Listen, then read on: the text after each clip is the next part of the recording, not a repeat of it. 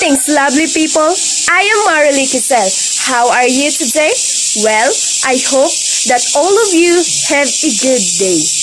By the way, for today's video, it is all about answering a 3 questions assignment in CHEM or enhancement chemistry. So, without further instructions, let's get started.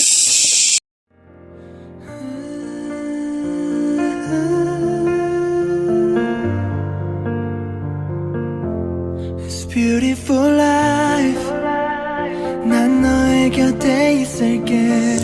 So in number 1 question is all about explaining the 3 types atomic model.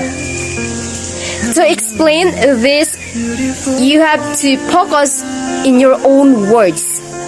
So the 3 atomic models are the Thomson's model, Rutherford's model, and Bohr's model. So let's get started to explain the model of Thomson's. The Thomson's model of an atom is actually just like the Christmas pudding or a watermelon as he proposed on this atom. The atom of this model has positively charged and with the presence of electrons is usually attached in it. And the atom also has a neutral result. Why?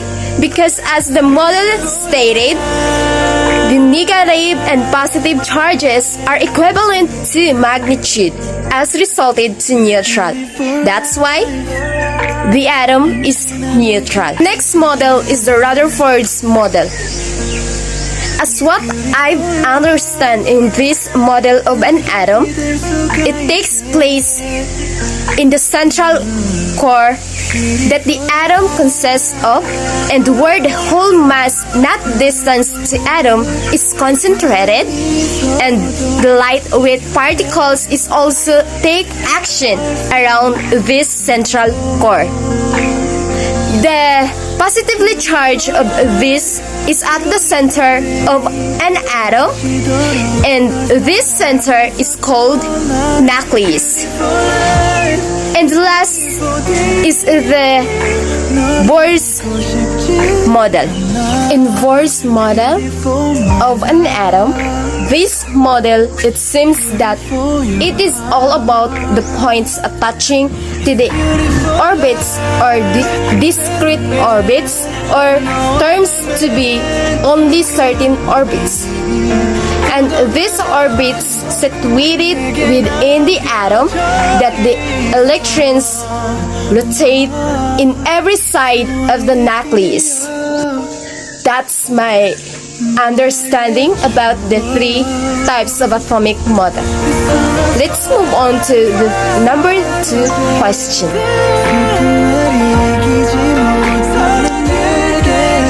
The number 2 question is all about differentiating between physical change and chemical change and provide 5 examples of each.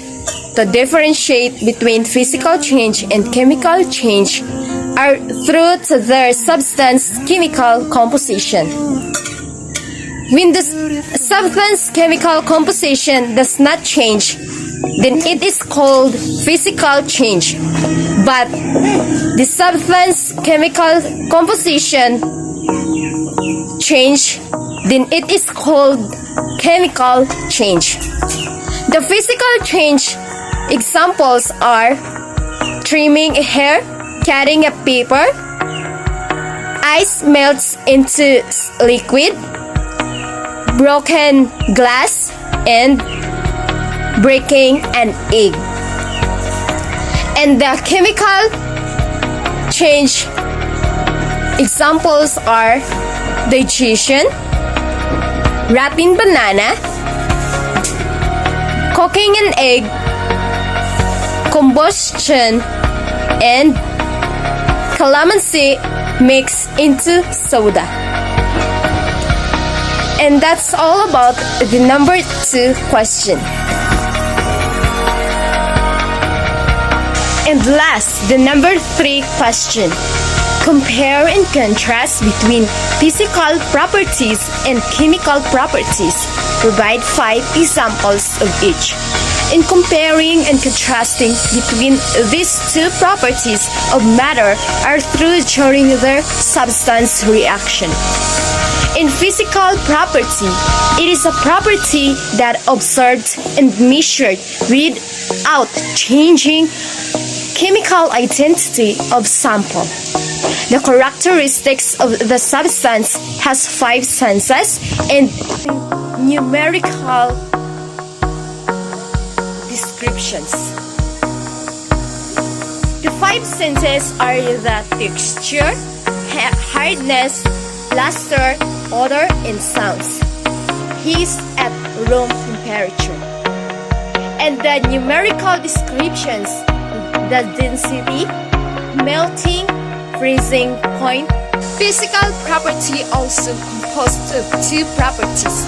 These are the extensive property and intensive property. And then, on the other hand, opposite to the physical property is the chemical property. The chemical property is a property observed and measured as sample changes chemical identity.